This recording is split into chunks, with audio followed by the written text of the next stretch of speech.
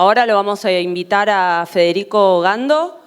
Fede es investigador del Grupo de Ecofisiología de Cultivos Extensivos del INTA y se encuentra finalizando el doctorado en la Facultad de Agronomía de la Universidad de Buenos Aires.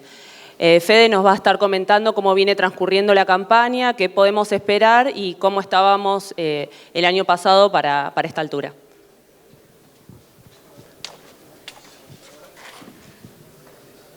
Hola, ahí está.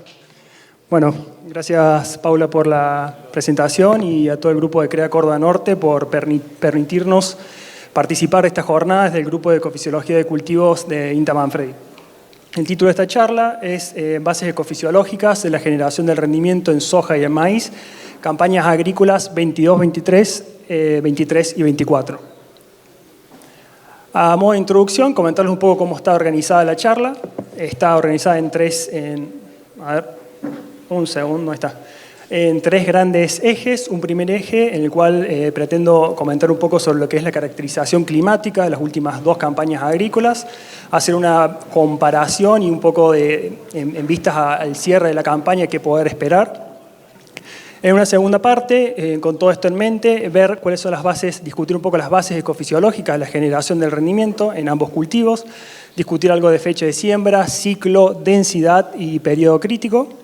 Y por último, cerrar un poco en lo que es intensificación en maíces de fecha tardía, explorando los rendimientos potenciales, comentarles algunas de las investigaciones que venimos llevando a cabo en el grupo. Un poco viene de la mano esta inquietud o este pedido, ya que se encuentran, así como vimos en tríos de alto potencial, esta campaña ensayos comparativos de rendimiento, pero en maíz de alto potencial. Bueno, para arrancar en esta primera etapa, el objetivo de esto es responder estas dos grandes preguntas. ¿Con qué recursos contamos en la campaña? Cuando hablo de recursos, habla de agua, luz solar en particular. Y después, ¿cómo fue el patrón climático de esta campaña? Y si este patrón climático nos puede ayudar a entender los rendimientos y las estrategias de manejo en el cual manejamos la última campaña. Bueno, ¿cómo arrancamos? Y para esto hay que ver el agua útil inicial. Para esto les muestro este mapa elaborado por el Instituto de Clima y Agua del INTA, en el cual refleja el máximo contenido de agua útil posible hasta los 2 metros de profundidad. Sería como mi caja de ahorro de agua para iniciar el ciclo. Y en el cual en colores rojos indican perfiles secos, 0 a 10%, y en azules perfiles con mayor contenido de humedad, cerca de lo que se conoce como capacidad de campo.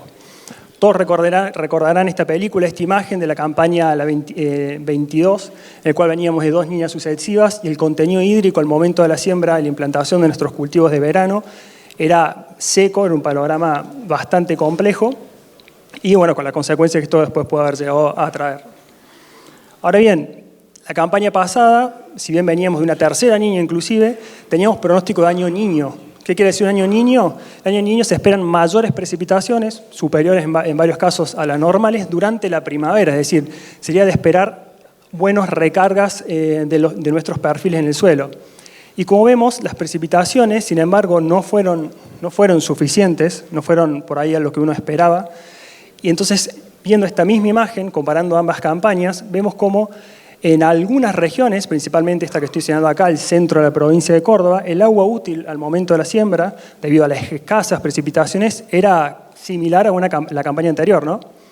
Otra de las cosas que podemos ver, que nos van a ayudar también a interpretar cuando hagamos los análisis de campaña posteriores, es la amplia variabilidad que tuvimos en toda la región, ¿no? Entonces, así tenemos zonas en las cuales el contenido de agua útil era escaso, y más si nos vamos hacia el este, todo lo que estas producciones de acá, teníamos perfiles relativamente cargados, al menos el 50%, al inicio de nuestra campaña. Ahora bien, una herramienta que nosotros podemos hacer a la hora de tomar una decisión de cómo enfrentar una campaña, imaginémonos allá al inicio de la siembra, es mirar esto en términos probabilísticos, en el cual lo que les muestro acá es la probabilidad de ocurrencia de la cantidad de milímetros precipitados durante la primavera, es decir, de septiembre a diciembre. Esto lo hice con datos climáticos, estos son datos para el INTA Manfredi, y esto lo pueden utilizar ustedes o utilizar esta herramienta para cuantificar en cada uno de sus sistemas de producción, con pluviómetros que tengan, por ejemplo, en sus lotes, con imágenes tomadas de las múltiples estaciones climáticas que hay y de fácil acceso, o de imágenes satelitales. ¿Cómo leemos este gráfico? Bueno, a modo de ejemplo les muestro el 50% de probabilidad Si uno lo proyecta sobre el eje, sobre donde cruza esta curva, y lo proyecto acá, esto ve un valor cercano a los 300 milímetros. ¿Esto qué quiere decir? Que en el 50% de los años es esperable precipitaciones durante este periodo de unos 300 milímetros, ¿no? Y si consideramos la capacidad máxima que tienen nuestros suelos de almacenar agua, si hicimos un buen manejo, buenas rotaciones que permitan la captura de este recurso hídrico, podríamos arrancar con un buen contenido hídrico. Ahora bien, ¿dónde se ubicaron estas últimas dos campañas? Decíamos que prácticamente para Manfredi, que era la zona central, estábamos secos. Bueno, fíjense que las últimas dos campañas se encontraron por debajo del percentil del 15%. Dicho esto de otra manera, en 25 de 30 primaveras son esperables mayores precipitaciones que las tuvimos en las últimas dos campañas. O sea, es decir, que lo que nos ocurrió en esta campaña pasada no es algo con tanta frecuencia, ¿no? Al menos comparándonos con las campañas pasadas. Bueno, ahora ya viendo esta película de cómo arrancamos, cómo nos fue en el camino, cómo fueron las precipitaciones y las temperaturas durante los ciclos de nuestros cultivos. Para eso construí este gráfico, el de precipitaciones acumuladas, desde, acá me lo voy a poner, pero bueno, son precipitaciones acumuladas desde el 1 de diciembre hasta el 7 de marzo, que fue donde tomé los datos. Y lo que hice fue buscar tres zonas, tres localidades representativas, una de la zona 2, que es Manfredi, una de la zona 4, que es El Tío, y otra que es la zona 1, que es Totoral. Entonces lo que podemos ver en este gráfico es las precipitaciones acumuladas desde diciembre hasta el 7 de marzo. Comparando, tuvimos precipitaciones, algunas regiones hasta unos 350 milímetros y otras regiones que ya venían complicadas, inclusive desde el inicio de la siembra, con precipitaciones bastante escasas. Ahora entrando en foco y haciendo análisis cómo esto nos puede ayudar a explicar los resultados de esta campaña, como era de esperar, como veníamos, como todos ustedes sabrán, al comienzo de la siembra, bueno, ahí está difícil, perdón el puntero. Al comienzo de la siembra, en diciembre, no hubo precipitaciones, lo que obligó en muchos casos a atrasar la fecha de siembra, principalmente la siembra de soja, que es lo que normalmente uno sale primero a sembrar. Y luego tuvimos un evento muy particular en esta campaña, que fue un periodo de escasas o nulas precipitaciones en grandes regiones de unos 15 o 20 días en donde no se registraron precipitaciones. Esto, como lo vemos, fíjense ese planchamiento de esta curva en el acumulado. Ahora bien, ¿qué pasó a las temperaturas? En este caso les muestro las temperaturas máximas únicamente y construí una única curva para las tres localidades, ya que las diferencias en la temperatura tienden a ser menores. Y lo que pueden ver son, lo que marqué acá, esta línea punteada significa 33 grados Celsius, es decir, una media de las temperaturas óptimas, supraóptimas para mis cultivos, es decir, temperaturas superiores son estresantes para mi cultivo, ¿no? Entonces fíjense que no solo que en este periodo, que estuvo ubicado entre mediados de enero, hasta principios de febrero, no solo se observaron escasas precipitaciones, sino también hubo temperaturas y hasta unos pequeños golpes de calor, ¿no? Ahora bien, ¿esto cómo se correlaciona con otro de nuestros recursos que tenemos, que es el agua? Fíjense, esta es la imagen, de nuevo el mismo mapita, en el cual vemos el contenido hídrico al 10 de enero de 2024, prácticamente al inicio de este periodo, ¿no? Y ahora fíjense qué pasó en 20 días, ¿no? O sea, hubo un gran cambio en la disponibilidad hídrica, en mi estoqueo de agua en el suelo, hasta mis 2 metros de profundidad, con reducciones que llegaron hasta un 25% de reducción en estos 10 días, ¿no? Lo cual debería preocuparnos en el caso de que, normalmente consumo hídrico está bueno, mayor consumo tracciona mayor biomasa, pero es preocupante por el momento en el cual ocurrió, que por este atraso de la fecha de siembra, la gran mayoría de nuestros cultivos se ubicaron en el periodo de máxima sensibilidad en esta zona, ¿no? Justo saliendo de esta etapa de gran consumo hídrico. Y lo interesante es ver dónde llegaron estos valores. Llegaron valores muy cercanos a lo que son considerados estresantes para nuestro cultivo. Entonces ahí vienen todas las estrategias de manejo que nosotros podemos intentar utilizar o intentar ver para poder mitigar estos efectos. Entonces ahora, haciendo una breve comparación, como de resumen, comparando ambas campañas, en cuanto a precipitaciones, lo que les muestro acá para 3 localidades, las diferencias de precipitaciones acumuladas de diciembre a febrero para las 3 localidades. Zona más al norte de lo que es Manfredi, por ejemplo, hubo mayores precipitaciones, 150, 110 milímetros, y para la zona un poco más, nuestro barrio ahí en Manfredi, precipitaciones menores inclusive que la campaña pasada. Ahora viendo temperaturas, lo que hice acá es porcentaje respecto del total de temperaturas de los días de diciembre y febrero. Y tanto para soja y maíz se observa una disminución de temperaturas estresantes en cuanto a la campaña anterior. Sin embargo, como comentarles también que cuando construí la curva de probabilidades de esto, también las probabilidades de ocurrencia de campañas tan calientes como las que pasamos también son muy bajas, son similares a lo que veíamos de agua, un 15% de probabilidad de tener campañas muy calientes. Bueno, ahora bien, ¿qué aporte o qué herramientas tenemos desde la ecofisiología de cultivos para poder hacer frente a estas situaciones? Bueno, para ello les quería traer este modelito conceptual en el cual el rendimiento es entendido como el producto entre la biomasa aérea total acumulada y el índice de cosecha. Dicho de otro modo, para que no se mareen, biomasa aérea sería crecimiento acumulado durante todo el ciclo del cultivo, y el índice cosecha es la proporción de ese crecimiento que va hacia mi órgano de rento, mi órgano productivo, que sería en este caso grano de maíz, grano de soja.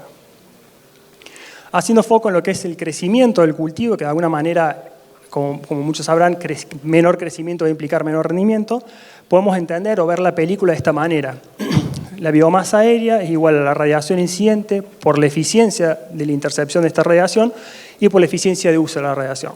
Dicho de otro modo, bajándolo un poco más a tierra, radiación incidente, cuando hablamos de radiación incidente es luz solar. Mientras más captura de luz solar, más rendimiento voy a tener. Y prácticas de manejo que me van a modular esta captura de luz y que yo puedo hacer uso sería la fecha de siembra, la latitud, el ciclo del cultivo y por ahí variabilidad que podemos llegar a encontrar entre campañas. Luego tenemos lo que es la eficiencia de intercepción. Cuando hablamos de eficiencia de intercepción, pensémoslo en términos de cobertura. Más hojas que cubren el suelo mejoran la captación de esa radiación que yo tengo en mi metro cuadrado de suelo, ¿no? Y acá ya incluyen prácticas de manejo como es la densidad, el espaciamiento, el genotipo o la uniformidad. Y por último tenemos lo que conocemos como la eficiencia o uso de la radiación, que es de toda esta radiación que logra captar mi cultivo, cómo la logro transformar en biomasa. Y ahí ya tenemos, ahí entran todas las prácticas de manejo relacionadas a nutrición, temperaturas, escapes o no a golpes de temperatura y el nivel hídrico como moduladora de estas respuestas anteriores. Bueno, una de las cosas que vamos a hacer foco en esta primera parte es sobre la fecha de siembra, ya que fue una de las prácticas de manejo que más cambiamos y más modificamos respecto a las otras campañas que veníamos acostumbrados a sembrar tal vez un poco más temprano, ¿no? Y la fecha de siembra va a tener un efecto sobre el crecimiento y después sobre el rendimiento de mi cultivo por dos motivos. Primero, modulando lo que es la captura de luz y por otro lado, modulando lo que es la captura del recurso hídrico. Cuando hablamos del atraso de la fecha de siembra, lo primero que a un ecofisiólogo por ahí se le viene a la mente es campana ambiental, que es un poco lo que reflejo acá. Fíjense, esto es la variabilidad de la radiación solar durante el año, en este caso es el 1 de octubre, donde mayor radiación solar vamos a tener es en el verano, mes de enero, donde se genera el pico, y siempre desciende hacia lo que es el invierno. Por encima y por debajo de esto, lo que grafiqué fueron las temperaturas máximas y las temperaturas mínimas, respectivamente. ¿Por qué les muestro esto? Porque ambos factores son moduladores de lo que es el crecimiento y mi desarrollo de mi cultivo. Entonces, ahora bien, tomando como caso un ejemplo para el caso de maíz, ¿qué pasa cuando yo atraso la fecha de siembra de maíz? Como podemos ver, atrasar la fecha de siembra de maíz disminuye la captura del recurso luz, que era uno de los parámetros que habíamos visto adelante, por lo cual sería esperar menor crecimiento de mi cultivo.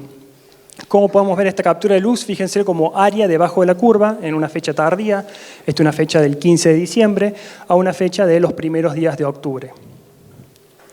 Algo interesante que ocurre con el maíz es que si la fecha no es tan tardía, no tan tardía me refiero a días hasta antes del 15 o 20 de diciembre, el periodo crítico de mi cultivo, que es el periodo de máxima sensibilidad a estreses ambientales y en donde directamente mayor crecimiento se va a traducir en mayor número de granos y más rendimiento, cae con una condición ambiental, fíjense como el área, de nuevo, por debajo de la curva, similar a una fecha de siembra temprana, con lo cual son esperables que fechas de siembra no tan tardías en un maíz logren fijar un número de granos, si está bien manejado, a fechas de siembra tempranas.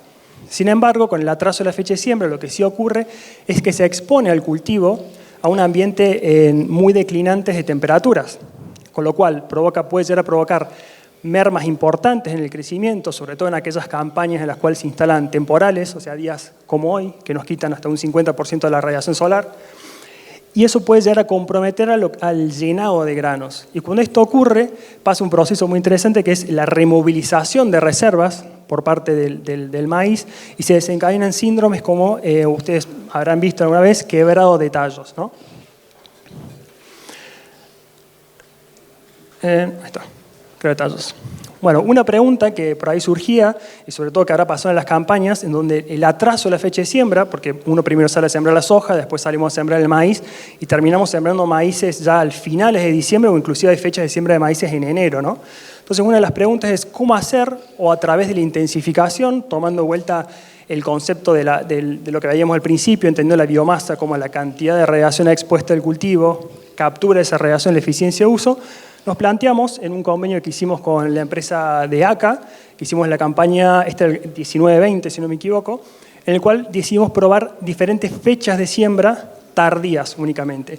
Y la hipótesis que teníamos detrás es decir, si yo hago una intensificación, es decir, yo mejoro la captación de la luz con aumentos de la densidad, más cobertura, y después mejoro la eficiencia de la conversión de esta luz solar en biomasa con fertilización, que son las barritas rosadas o medias rojas, si esto es factible revertir, digamos, los atrasos en la fecha de siembra. Y como podemos ver, en este gráfico de barras, en donde vemos que las fechas de siembra fueron del 20 de noviembre hasta fechas tan tardías como el 6 de enero, vemos que, y esto lo podemos ver también en las letras, en donde letras diferentes implican diferencias significativas, letras iguales, tratamientos que rindieron iguales. Podemos ver que atrasos en la fecha de siembra bajo un manejo intensificado no existió un efecto detrimental, digamos, del ambiente. Es decir, que incrementando la cantidad de plantas, la cobertura de superficie y la eficiencia de transformación de esta luz solar que llega a la superficie terrestre, podemos revertir de alguna manera el efecto del atraso de esta fecha de siembra. Otra de las cosas interesantes es que la intensificación siempre rindió, las barritas rojas, fíjense, siempre rindió independientemente de la fecha de siembra, por encima de un manejo poco intensificado, ¿no? Y algo interesante que estuvo esta campaña es que fue realizada en una campaña niña. Entonces fíjense la cantidad de precipitaciones que tuvimos. Hasta ese entonces una de las campañas casi que de las más secas que habíamos tenido en Manfredi, de unos 458 milímetros más unos 50, unos 508 milímetros, o sea, muy justito. Un maíz necesita unos 550 más o menos para hacer un buen maíz, milímetros de precipitaciones. Y aún así fue factible revertir este proceso de atraso en la fecha de siembra. Ahora bien, ¿qué es lo que pasa en una soja con la captura de luz? A diferencia del maíz, el maíz cuando uno atrasa la fecha de siembra, por ahí se adelanta un poco, se acorta el periodo de siembra hasta floración, pero de lo que es el periodo crítico, o sea, la captura de luz durante el periodo crítico, no se ve tan modificada por la duración de este ciclo. En cambio, en una soja, y como todos sabrán, la soja es responsiva al fotoperiodo, sí sufre en acortamientos sí sufre acortamientos en la duración de su ciclo. Ahí está. Sí sufre acortamientos en la duración de su ciclo.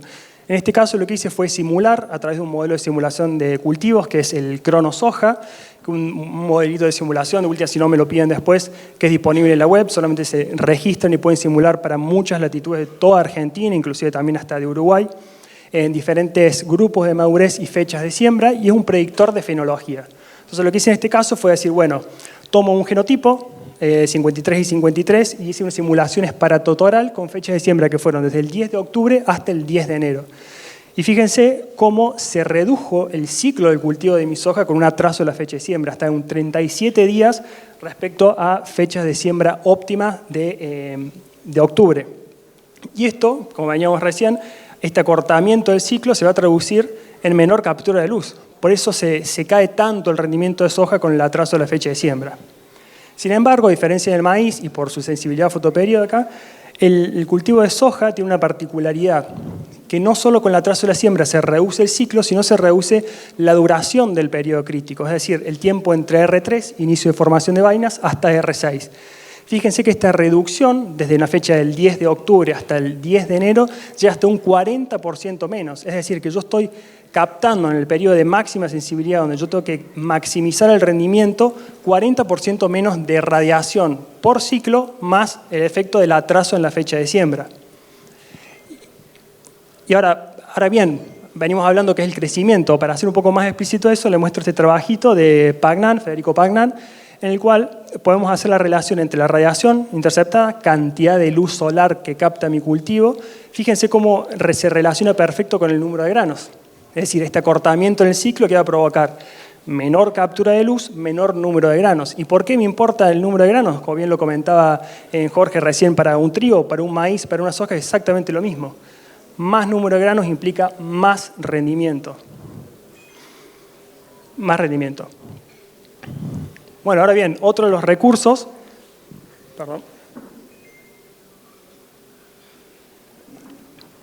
otro de los recursos en el cual el cultivo también se expone o se ve modificado con el atraso de la fecha de siembra es el agua, el recurso hídrico. Y para esto me gustaría traer una especie de balance hídrico ambiental, entendiendo un balance hídrico con la oferta del recurso agua menos la demanda del recurso agua. Dicho de otra manera, precipitaciones menos la evapotranspiración potencial, que es lo que me demanda el ambiente. Esto me permite hacer o cuantificar mis regiones de estudio en si son más vulnerables o susceptibles a sufrir estreses. Y para ello, lo que hice acá, reflejo en el eje de I, balance hídrico-ambiental, para fechas de siembra de octubre hasta marzo. Estos son hechos con datos de INTA Manfredi, y en lo cual esta línea roja me divide para arriba balances hídricos ambientales positivos, es decir, precipitaciones mayores a la demanda del ambiente, y balances hídricos negativos por debajo, precipitaciones menores a la demanda ambiental. Lo que me interesa que vean esta curva, no por ahí son la discriminación de las cajitas, sino la proporción de cajitas que se ubican o por encima, balances hídricos positivos, o por debajo de esta línea roja, ¿no? Y como podemos ver, y vuelvo a retomar el caso del maíz, atrasar la fecha de siembra de un maíz, ¿qué es lo que hacemos? Colocamos el periodo crítico de máxima vulnerabilidad a sufrir estreses en un mes, que sería el mes de febrero, donde las probabilidades, al menos para nuestras regiones, de tener déficit hídrico son menores, ¿no? O sea, las probabilidades lo podemos ver con la cantidad o proporción de cajitas que tenemos por encima, ¿no? Entonces, esta es una estrategia que podemos utilizar, tener este mes como objetivo de ubicar nuestros periodos de máxima susceptibilidad de los cultivos, sobre todo en campañas en las que ya venimos viendo que no contamos con agua inicial, porque recordemos que esto es un balance hídrico ambiental y que no tiene en consideración el ciclo del cultivo ni el consumo propio del cultivo. Es decir, si yo arranco con un perfil completamente lleno, es probable que este gráfico sea diferente. Entonces, ahí lo que prima es pensar en cuál es el recurso limitante. Si me limita agua, pensemos en esta figura. Si me limita en radiación, porque tengo mucha agua, tal vez pensemos en hacer una fecha de siembra un poco más temprana. Entonces, dicho de otra manera, el éxito de estos maíces tardíos, si bien veníamos diciendo, atraso la fecha de siembra, capturo menos luz, tengo menor rendimiento potencial, lo que logro es mayor rendimiento alcanzable. ¿Qué es esto? Es decir, bueno, busco estabilidad de mis sistemas productivos a costa o a expensa de un menor rendimiento. Ahora bien, ¿qué pasaba cómo es el efecto de esto con el ciclo del cultivo? O sea, dijimos, así como el ciclo de cultivo, acortamiento de fases, tengo menor captura de radiación solar, menos crecimiento, el consumo hídrico también se ve reducido.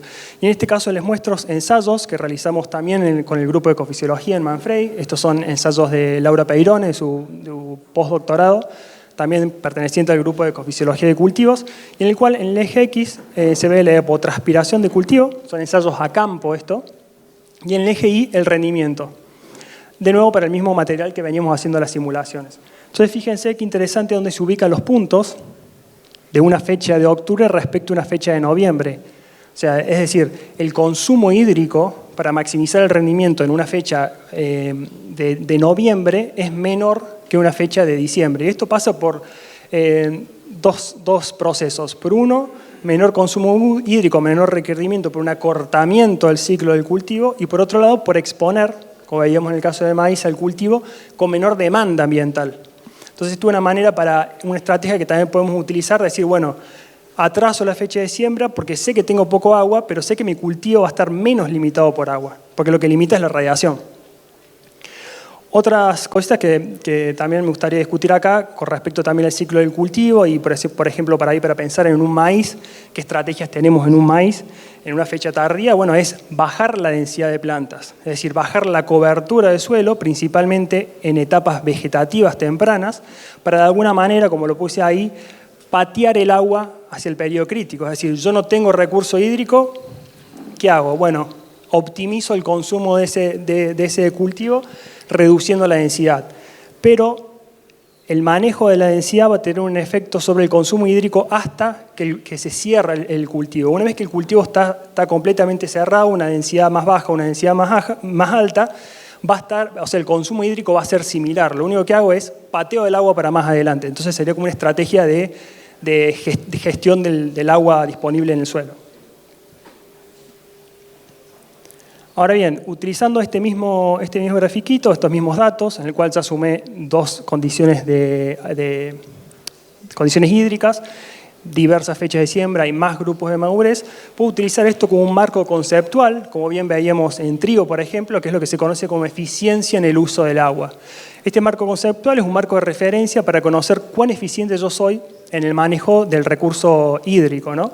Y que es lo que me indica la cantidad de kilos en rendimiento que yo puedo hacer por cada milímetro que yo tengo disponible en mi cultivo. Entonces, de esta manera le muestro, estos son ensayos a campo y locales, ¿no? Realizados para sojas. Fíjense que la línea de frontera, es decir, la máxima de eficiencia de agua, lo que encontramos está en orden de los 11 kilos por milímetro evapotranspirado. Y todos los puntos que se van a ubicar por abajo de esta línea de frontera me indican limitantes debidas a manejo, ciclos excesivamente largos, bueno, o algún estrés que podemos haber llegado a atravesar durante la campaña agrícola. De esta manera, pueden utilizar este mismo ejercicio, los dejo para que se lleven para casa una tareita, y vamos a decir, bueno, cuántas precipitaciones yo tuve durante el ciclo. Acuérdense también de sumar como es su caja de ahorro, que es el agua que tenían al momento de inicio de la siembra. De esta manera pueden llegar a estimar qué rendimientos pueden llegar a utilizar. Estos valores para soja, los máximos, más o menos están en orden de los 11 kilos por hectárea, y para maíz son más o menos de unos 21 kilos de grano por milímetro de evapotranspirado. Bueno, ahora hablando un poco sobre los estreses hídricos y térmicos y cuál va a ser el impacto, haciendo un poquito un resumen que podemos llegar a esperar en esta campaña, repasando un poco cómo fue el patrón de esta campaña. Tuvimos golpes de calor el mes de enero y sumados a eventos sin precipitaciones, que dependiendo del ciclo, ya vimos que esta campaña hubo amplia variabilidad de estoqueo de agua al inicio de la siembra, zonas que arrancaron sin agua, zonas que arrancaron bastante cargadas de agua, va a ser el efecto que vamos a tener, que podríamos llegar a esperar en el rendimiento. Entonces, de vuelta, repasando lo que es el concepto de periodo crítico, un cultivo de máxima sensibilidad, el cultivo no es igual de sensible durante todo su ciclo a estreses térmicos, hídricos, bióticos, ¿no es cierto?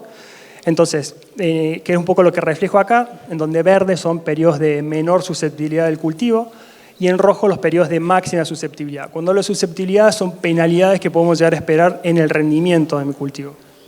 Entonces, estreses que ocurran en etapas vegetativas tempranas van a tener un impacto menor en el rendimiento y van a ser más efectos indirectos. Disminución de la fotosíntesis y de crecimiento. Se detiene lo que es la expansión foliar, me va a traccionar a menor captura de luz y lo que voy a lograr, si bien se detiene el crecimiento, pero el cultivo tiene chances después, si las condiciones ambientales se revierten, de recuperarse y ser pérdidas menores. Ahora bien, si los eventos estresantes ocurren durante el periodo crítico, que es el periodo de máxima sensibilidad, en donde pensémoslo de esta manera, más crecimiento en este periodo se va a traccionar en más número de granos y por ende más rendimiento, que es un poco lo que se refleja acá. Esto lo que refleja es la pérdida de rendimiento relativo, digamos, al máximo posible y el componente que se afecta. Y en este momento vamos a tener, recuerden el periodo crítico de maíz, perdón, lo dije, va de más o menos 15 días. Entonces, podemos llegar a tener, depende de dónde ocurra, podemos llegar a tener efectos indirectos Esto es cuantificado por lo que se conoce como asincronía floral, estreses que ocurran durante la prefloración del cultivo. Lo que se ve relegado es el crecimiento de las espigas, con lo cual las espigas emergen, o sea, crecen, se desarrollan y florecen cuando ya hubo liberación del polen. Que esto se pudo ver también, sobre todo en la campaña pasada. En el cual, ¿cómo yo lo veo esto a campo? Fíjense, o sea, yo veo esto, o sea, espigas con unas largas como cabelleras, o sea, estigmas bien elongados y de color amarillo, es decir, esto me indica que no fueron fertilizados. Y por otro lado, podemos llegar a tener efectos directos, ya per se sobre el crecimiento de la espiga, panoja y sobre fallas en la polinización. Acá gustaría hacer un hincapié que estreses ambientales, sobre todo térmicos, por ahí se producen fallas en la polinización, pero esto no implica 100% de esterilidad, o sea, pierde parte de la viabilidad del polen, pero polen hay un poco menos, pero hay siempre de más. Entonces, por ahí es común ver estos casos en el cual hay bañado de granos. Esto no significa que hubo esterilidad, porque si no, no se pueden haber fertilizado estos granitos. Y por otro lado, tenemos los efectos indirectos que van a ocurrir ya pasado el periodo crítico, o sea que ya ocurren durante el llenado de granos, y que son efectos directos que principalmente están asociados sobre lo que es el aborto de granos, que es común ver estas espiguitas, por ahí consultas de estas espiguitas como granitos que están como chuzos, y después lo que se acorta es la duración del llenado de granos. También estreses en este momento, como estreses hídricos por ahí terminales, también es otro factor que puede hacer que se desencadenen síndromes como la removilización y quebrado de tallos. Bueno, ahora viendo esto mismo, pero para soja. En soja, a diferencia de un maíz, o sea, bueno, similar a un maíz, los estreses que ocurren durante el periodo vegetativo tienen efectos indirectos y menores, principalmente por disminuciones de fotosíntesis y crecimiento. Una particularidad que tiene la soja, que estreses hídricos tempranos van a afectar lo que es la simbiosis, o sea, la fijación. Uno de los primeros procesos en una soja que se ve afectado por un estrés hídrico es la fijación biológica, con el consecuente después efectos sobre el crecimiento durante el ciclo del cultivo. Y después los efectos en soja son efectos, siempre son similares, efectos directos, disminución del número de flores, disminución del número de vaina. Sin embargo, a diferencia de un maíz, el periodo crítico de soja está un poquito desplazado en el tiempo hacia más allá de floración. Es más cercano a un R4, R5, que es el inicio del llenado de granos. ¿Y esto por qué? ¿O por qué ocurre así? ¿Esto por qué ocurre así? Es por la amplia tiempo en el cual la soja está liberando vainas, o sea, un periodo más extenso que el maíz, con lo cual si este estrés ocurre en R3, tiene posibilidad de recuperación, posibilidad de seguir tirando nudos, posibilidad de seguir fijando vainas. En cambio, si este estrés ocurre más avanzado en el ciclo, en R5, es más difícil que se pueda recuperar y el impacto de rendimiento va a ser mayor, ¿no? Porque pérdida de ambas cosas, número de vainas y número de granos. Bueno, ahora por último, les quería comentar un poco de unos ensayos que tenemos en INTA Banfre. En este caso vamos a hacer más foco en maíz, sobre lo que son rendimientos potenciales en maíces de fecha de siembra tardía. Como les comentaba, esto viene un poco de la mano de las inquietudes por ahí tanto de Paula como de Mari, en empezar a ver cómo podemos traccionar hacia mayores rendimientos, dónde está el techo de producción, en miras a los ensayos que tenemos en esta campaña de alto potencial en maíz. Entonces, para eso me gustaría comentarle, estos son ensayos de mi tesis doctoral, en el cual tenía como objetivo ver cuál era el rendimiento potencial a campo en maíces en fechas de siembra tardía. Para ello lo que hicimos es trabajar con 5 densidades de siembra, por acá, que van de 5 a 12 plantas por metro cuadrado, o dicho de otra manera, 40.000 a 120.000 plantas por metro cuadrado, y trabajar con 4 genotipos comerciales que muchos de ustedes conocerán. Bueno, empezando a ver ahora qué nos dio de los rendimientos, esos son los promedios para 2 campañas agrícolas, 18-19 y 19-20. Como podemos ver, el rendimiento varió entre 8.000 kilos y 15.500 kilos por hectárea. Esto es expresado en 0% de humedad, o sea que ahí ustedes después harán el cálculo y sumarle ese 14% para compararlo con lo que obtienen en sus lotes, ¿no? Y algo interesante es que este rendimiento presentó interacción, que es lo que dice acá, con la densidad del genotipo, interacción doble, es decir, densidad por genotipo. ¿Cómo leo esto? ¿Cómo yo interpreto interacción densidad-genotipo? Es decir, que ambas variables no pueden ser manejadas por separado. Es decir, que el éxito, digamos, de mi sistema, o sea, el máximo rendimiento dependió de la densidad y del genotipo.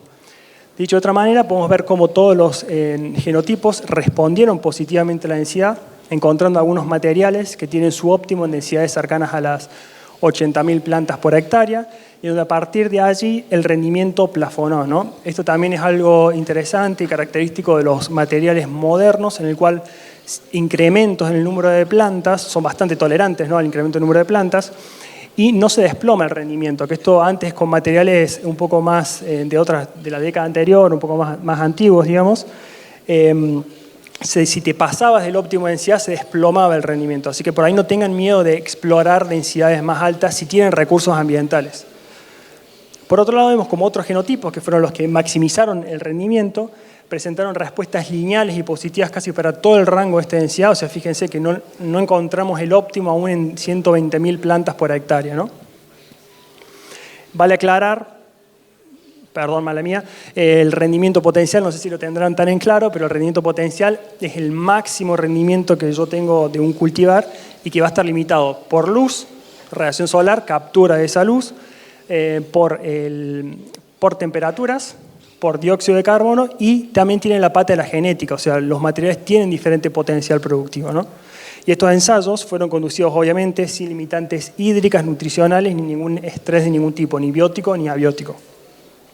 Ahora bien, como bien sabemos, el maíz tiene una fuerte interacción con lo que es el nitrógeno. Entonces, para evaluar esto, cruzamos estos mismos materiales, en este caso le muestro ya directamente la media de todos los genotipos, con un manejo, o sea, el de sin limitantes nutricionales y un manejo con un nivel de fertilización de un muy buen productor de la zona. ¿Qué es lo que encontramos? Es que, nuevamente, encontramos densidad, interacción entre la fertilización y la densidad. De nuevo, ¿qué indica esto? Ambas variables no pueden ser manejadas por separado y tienen que ser manejadas en conjunto. ¿Cómo lo vemos en el gráfico? Letras diferentes de nuevo indican diferencias entre tratamientos, ¿no? Fíjense que las bajas densidades, fertilizar o no fertilizar, o sea, un tratamiento sin limitante nutricional a estar con cierta limitación nutricional, podríamos decir, no hubo diferencias. Es decir, el nitrógeno era suficiente para lograr altos rendimientos. Sin embargo, si decimos, bueno, no, yo no quiero gastar más insumo fertilizante, quiero gastar más insumo planta, o sea, más semillas por metro cuadrado, fíjense que no se capitalizó en más rendimiento, o sea, es decir, pasar de 6 a 10 plantas por metro cuadrado, no pude ver saltos en el rendimiento. De nuevo, insisto, es interesante y es también para llamar la atención de que estos materiales no hubo caídas en el rendimiento, quedó estable, ¿no? Y que recién saltos en el rendimiento pudimos ver con 12 plantas por metro cuadrado. Y dicho de otra manera, o sea, esta interacción que es lo que me explica que si yo necesito incrementar, si yo quiero aumentar el rendimiento, no solo tengo que incrementar la densidad, sino tengo que acompañar ese incremento de la densidad con mayor fertilización nitrogenada. Entonces, fíjense cómo se va ampliando esta brecha de fertilización o no fertilización, pasando de un 0% sin respuesta a la fertilización hasta llegar a un 40% de incremento en el rendimiento con fertilización nitrogenada.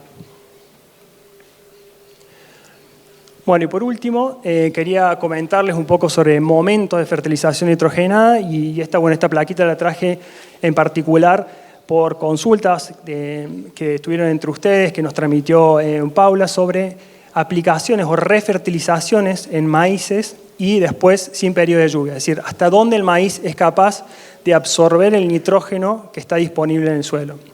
Entonces, para ello, comentarles este ensayito que realizamos con un convenio con la empresa Bruno Tezán en la localidad de La Puerta, en un sistema bajo riego, en el cual también teníamos el objetivo de ver cuáles eran los rendimientos potenciales de esa región. Para lo cual cruzamos 4 densidades de siembra y un manejo interesante que hicimos es cruzar en 3 niveles de fertilización nitrogenada.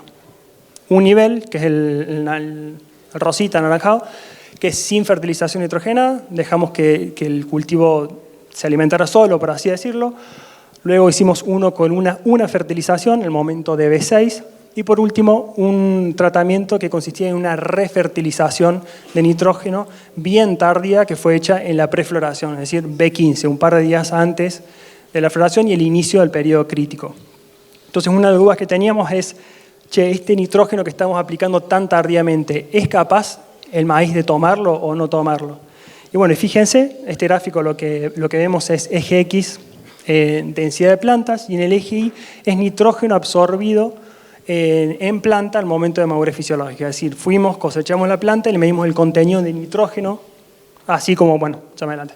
Así como uno mide el contenido de proteína, que es más o menos similar, vimos el contenido de nitrógeno. Y lo que encontramos es que aún en una fertilización tan tardía como en B15, hubo absorción de este nitrógeno, es decir, que la planta fue capaz de tomarlo y absorberlo.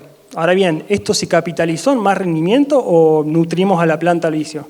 Bueno, fíjense cómo este nitrógeno absorbido, eje X, se correlacionó directamente con el rendimiento por hectárea, ¿no? Llegando hasta los 12.000 kilos, esto es en ensayo en lotes en macroparcelas, ¿no? En lote de productor, 12.000 kilos, también de nuevo con 0% humedad, unos 13 y pico, casi 14 kilos de rendimiento por hectárea en ambientes en el norte de Córdoba, La Puerta, ¿no?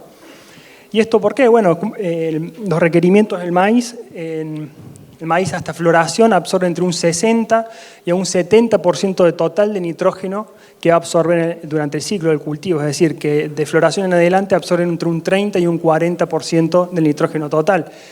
Sin embargo, en el manejo del nitrógeno, algunas cuestiones a tener en cuenta es el cultivo antecesor. No nos olvidemos que el maíz está inserto en un sistema. Entonces, en este caso veníamos un antecesor garbanzo, en el cual, fíjense, el contenido de nitrógeno que me aportó el suelo, que me dio con la absorción de nitrógeno en los tratamientos sin fertilizar, fueron de 177 kilos de nitrógeno por hectárea, que sin duda era otra la película si el antecesor hubiese sido una gramínea como un trigo, en el cual deja el suelo con menor aporte nutricional.